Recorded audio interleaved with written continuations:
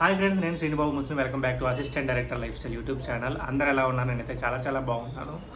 So ఈ 2-3 రోజులు వీడియోలు చేయలేదు.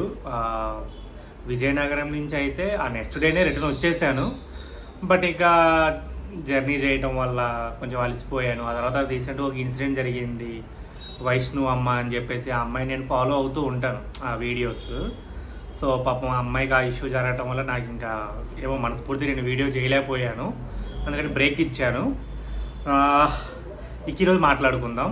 సో నేరేషన్ అయితే ఇది మీతో షేర్ చేసుకోవాలి.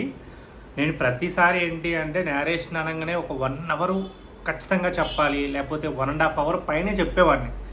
బట్ ఈసారి అంత దూరం వెళ్తున్నా, నేనే అన్ని డబ్బులు పెట్టుకొని ఛార్జీలు పెట్టుకొని వెళ్తున్నా. నేను అనుకుంది ఏంటంటే ఒక 20 నిమిషాల్లోనే కథ అయిపోవాలి.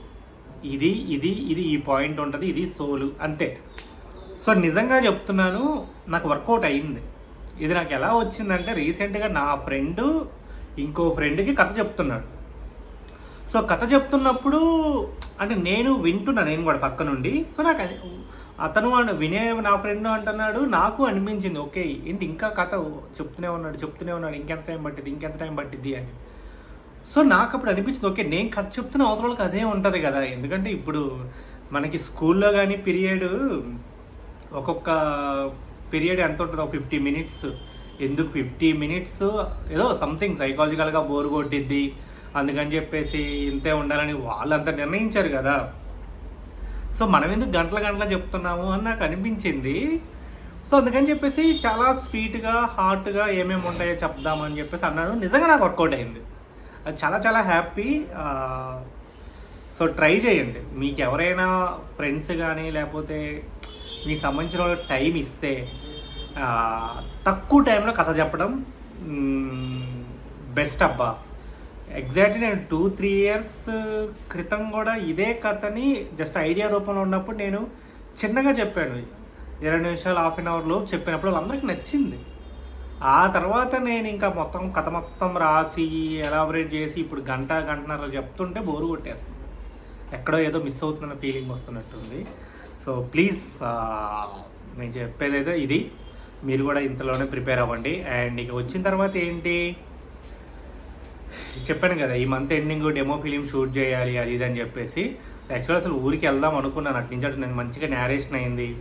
తర్వాత బడ్జెట్ షీట్ అడిగారు, యాక్టర్స్ ఎవరు అనుకుంటున్నారు అని అడిగారు.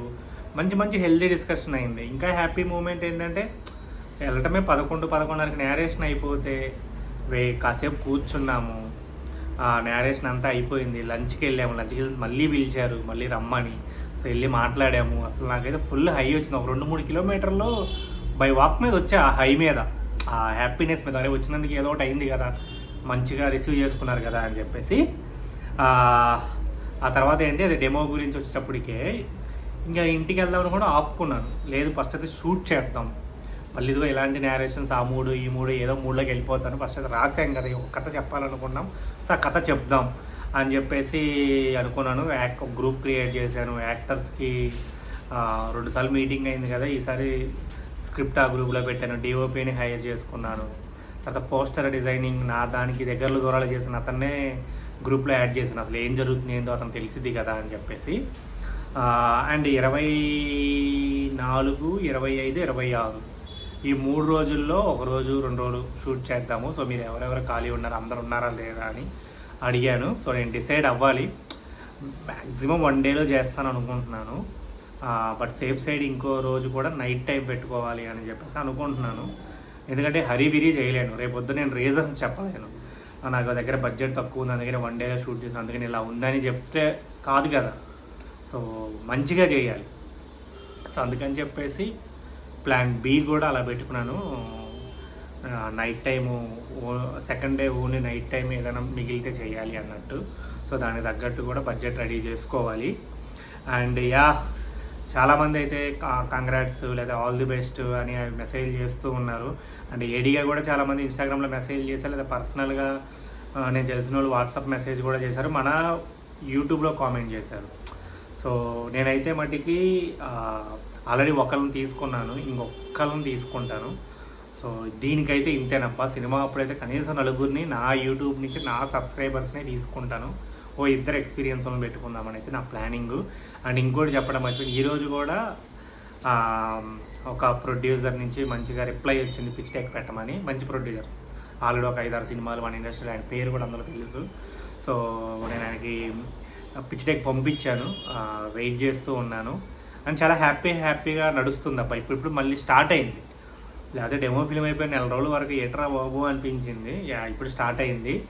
అండ్ ఇప్పుడు మార్చి 20, నేను ఇప్పుడే వీడియో చేస్తున్నా 11ంటికి.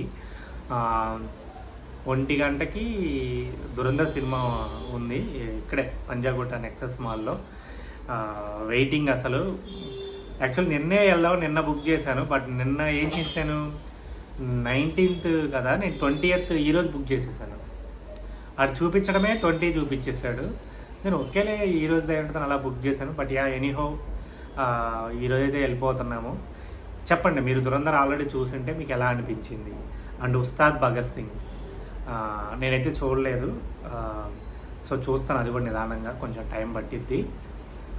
వీక్ డేస్లో చూస్తాను. సో ఈ 2 సినిమాలు చూస్తే మీకు ఎలా అనిపించింది. అండ్ దురంధర్ పార్ట్ 1 మీకు ఎక్కువ నచ్చిందా, పార్ట్ 2 ఎక్కువ నచ్చిందా? సో కామెంట్ చేయండి ఫ్రెండ్స్.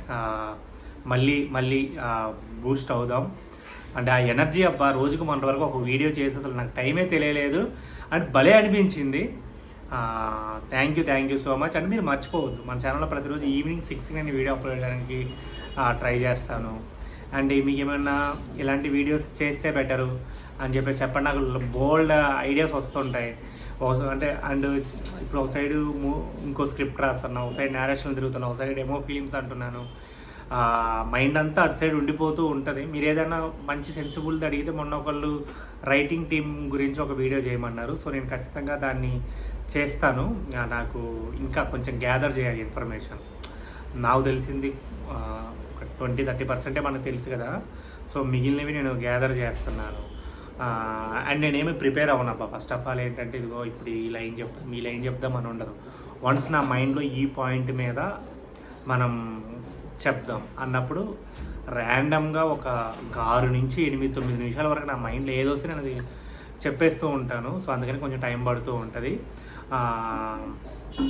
ఆ తర్వాత ఇంకోటి ఏంటి అంటే, రీసెంట్గా మీకు చెప్పాను కదా మీట్ అవుదాం అని చెప్పేసి అని. నేను యాక్చువల్లీ అసలు ఈ మంత్లోనే మీట్ అవుదాం అనుకున్నాను, కానీ నాకు వర్కౌట్ అవ్వలేదు. అంటే నేరేషన్స్ ఇప్పుడు మళ్ళీ ఒకసారి కథ చెప్పాము, మళ్ళీ ఇంకోసారి రమ్మంటారు, ఆ మైండ్లో ఉండిపోయాను ఇంకా. సో చూద్దామండి అబ్బా. బట్ అందరం అయితే ఒకసారి అయితే మంచిగా కలుద్దాం, కలిసి అసలు ఎక్కడ ఏ ప్రోగ్రెస్లో ఉన్నారు, అసలు ఏం చేస్తున్నారు, ఎవరు ఏం చేస్తున్నారు, ఎలా ఉన్నారు, ఎలా అప్రోచ్ అయ్యారు, ఇవన్నీ అయితే మనం డిస్కషన్ చేద్దాం తప్పకుండా. ఓకేనా? Okay friends, thank you so much. మీరు ఇలానే సపోర్ట్ చేస్తూ ఉండండి. అండ్ కొంచెం ఇంపార్టెంట్ ఉంటాయి కదా ప్రజెంట్ జరుగుతున్నవి, అలాంటివి కూడా మనం డిస్కషన్ చేద్దాం. Okay friends, thank you so much. ఇంతసేపు నా వీడియో చూస్తే మటుకి. ఓకేనా? బాయ్, జై హింద్.